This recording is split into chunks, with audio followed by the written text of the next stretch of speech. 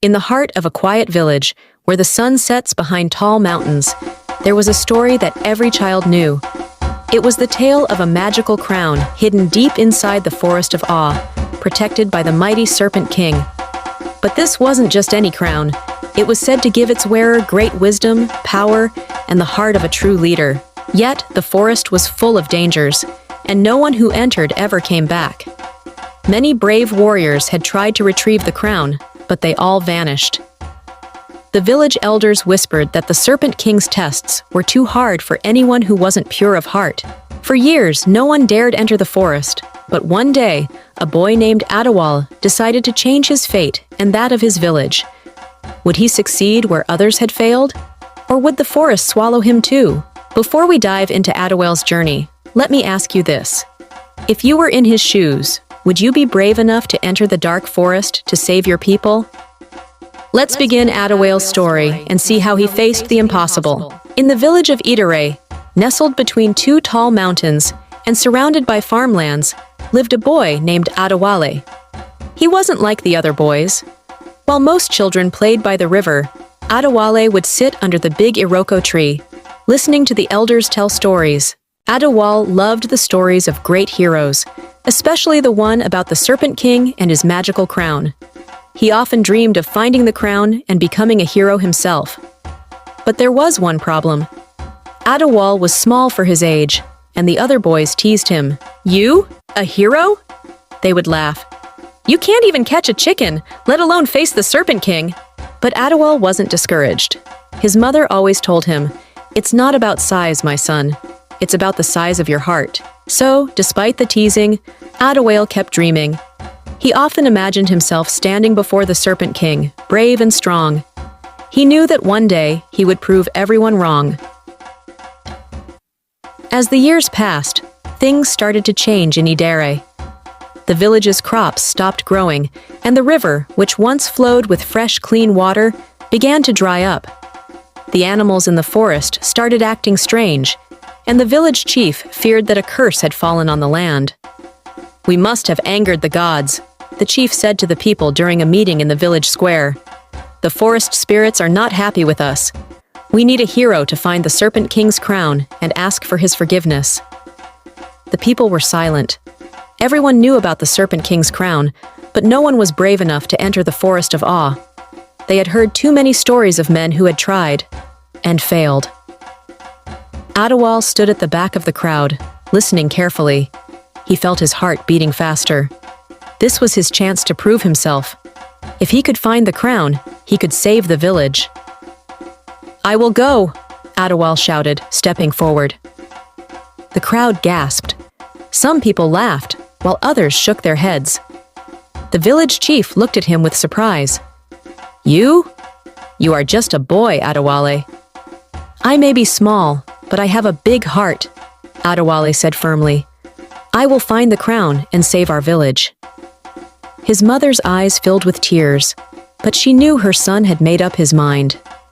And so, with the blessings of the village elders and his mother's loving embrace, Adewale set off on his journey into the Forest of Awe. Adewale walked for days, crossing fields and climbing hills. The path to the Forest of Awe was long and lonely, but Adewale didn't mind. He kept thinking of his village and his mother. He had to succeed. Finally, he reached the edge of the forest.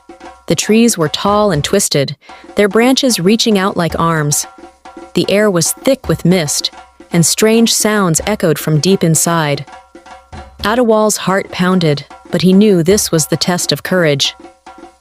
"The first test," he whispered to himself. "I must be brave." With a deep breath, Adewale stepped into the forest. The trees closed in around him, and the shadows grew darker. As he walked deeper, the noises got louder. Rustling leaves, snapping branches, and the low hiss of snakes. Adewale tried not to let fear take over, but the forest seemed alive, watching his every move. Suddenly, a huge snake slithered out from the bushes. Its scales were dark, and its eyes glowed red. It blocked Adewale's path, hissing loudly. Adewale's legs trembled, but he remembered the stories of the elders. The Serpent King tested heroes with fear. This was the first test. "I will not be afraid," Adewale said, standing tall. The snake stared at him for a moment, its red eyes burning. Then, slowly, it lowered its head and slithered away into the bushes.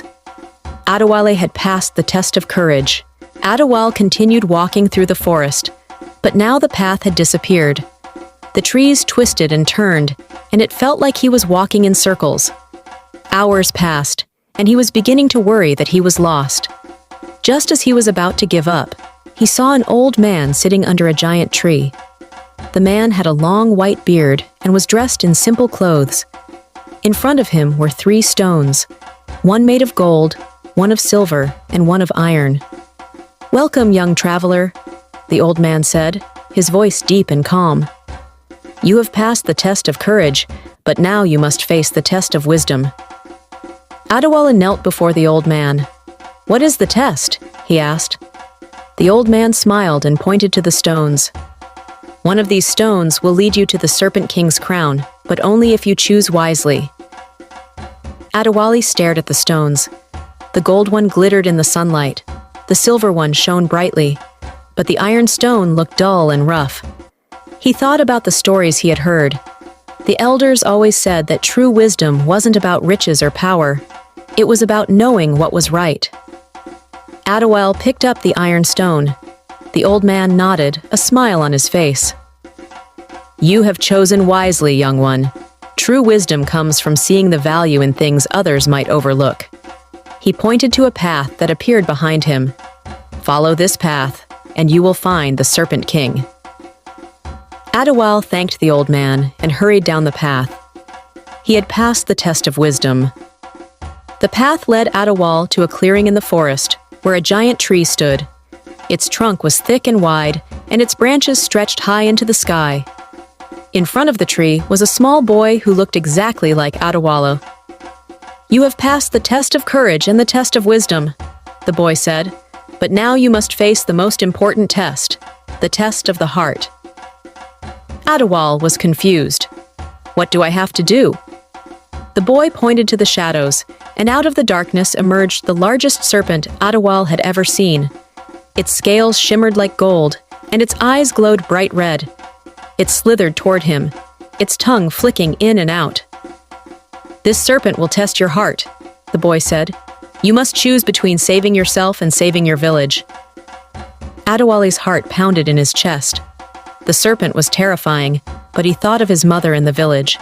If he failed, they would remain cursed. But if he gave up his life, they would be saved. Adewale took a deep breath. "I will give my heart to save my people." As soon as he spoke those words, the serpent stopped. Its eyes softened, and it lowered its head. Slowly, it slithered back into the shadows and disappeared. Adewale stood in the clearing, breathing heavily. He had passed the test of the heart. Suddenly, something sparkled in the branches of the tree. Adewale looked up and saw the Serpent King's crown shining brightly. Adewale reached up and took the crown from the tree. It felt light in his hands, yet full of power. When he placed it on his head, a wave of warmth rushed through him. He no longer felt small or afraid. He felt like a true hero. The Serpent King appeared before him, coiled around the great tree with a proud smile. "You have passed the test of the heart, Adewale. You are brave, wise, and selfless. You are worthy of the crown." Adewale bowed his head in respect. "Thank you, Serpent King." The Serpent King nodded. "Return to your village and lead with wisdom and kindness. You will be a great leader." With that, the Serpent King disappeared, and the forest began to change. The trees became greener, the air became fresher, and the sounds of birds filled the sky. When Adewale returned to the village, he was greeted with cheers and celebration. The crops began to grow again, the river flowed with clean water, and the strange behavior of the forest animals disappeared. The curse was lifted, and the people of Idere knew that Adewale had succeeded where so many others had failed. The village chief stood before the people, raising his hands. "Adewale has brought back the crown of the Serpent King, and with it, he has saved our village. From this day forward, he shall be known as our hero and leader." Adewale, now wearing the crown, felt humbled by the love and gratitude of his people. But more than anything, he felt the weight of responsibility. He knew that being a leader was not about power or glory. It was about making wise decisions, caring for his people, and using his heart to guide them. With a smile, Adewale looked out at the villagers, his friends, his family, and even those who once doubted him. "I didn't do this alone," he said. "It was the strength of our village that led me through the tests. Together, we are stronger than any challenge." The villagers cheered, and from that day on, the village of Idere flourished under Adewale's leadership. He ruled with kindness and wisdom, always remembering the lessons he had learned in the Forest of Awe. As time went on, Adewale grew older, but his spirit remained young. He continued to lead his village with the same wisdom and compassion he had gained from his journey. Under his guidance, Idere became a place of peace and prosperity, known across the land for its kindness and strength. And though Adewale's days of adventure were behind him, the legend of his journey through the Forest of Awe lived on. Every year, on the anniversary of his return, the villagers would gather around the iroko tree to tell the story of the boy who became a hero. But Adewale always reminded them, "The crown didn't make me a hero. It was the tests, the challenges I faced, and the lessons I learned that shaped who I am. And those lessons are for all of us, not just me." As the years passed, new heroes rose, inspired by Adewale's tale. Young boys and girls set off on their own journeys, not to find the Serpent King's crown, but to find the strength within themselves. And so, the legacy of Adewale lived on, not just in the crown he wore, but in the hearts of the people he inspired. One day, many years later, Adewale found himself standing once again at the edge of the Forest of Awe.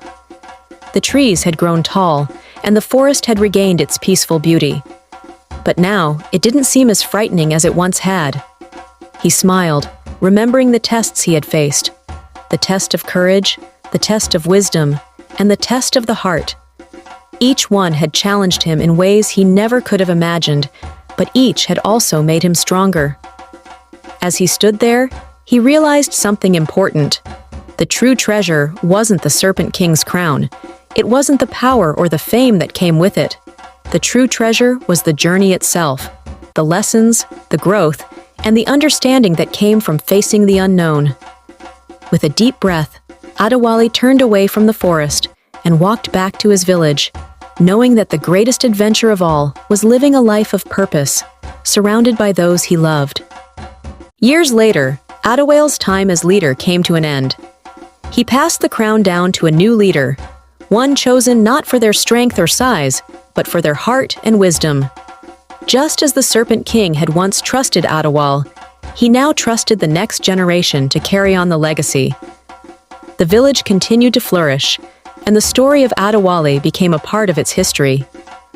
Children grew up hearing the tale of the boy who had entered the Forest of Awe and returned with the Serpent King's crown. They learned that true courage wasn't about being fearless, but about facing fear and pushing through it. And so, the story of Adewale was passed down, from one generation to the next, inspiring young hearts to be brave, to be wise, and to care for others. The Forest of Awe remained a mysterious place, but now it was seen as a place of growth, a place where one could find their true self if they had the courage to look within. And as for Adewale, he lived the rest of his days in peace, knowing that his legacy was not in the crown he wore, but in the hearts of the people he had touched. Adewale may have left the crown to the new leader, but the lessons of his journey continued to shape the village of Idere.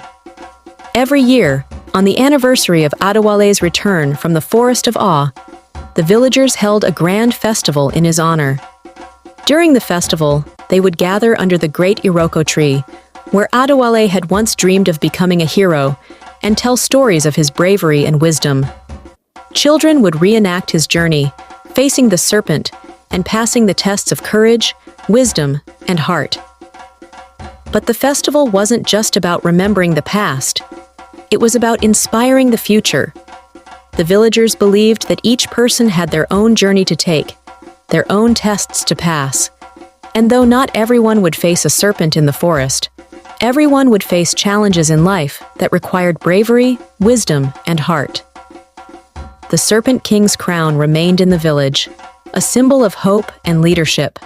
It reminded everyone that the greatest crown one could wear wasn't made of gold or jewels. It was the crown of a good heart, a wise mind, and the courage to face the unknown.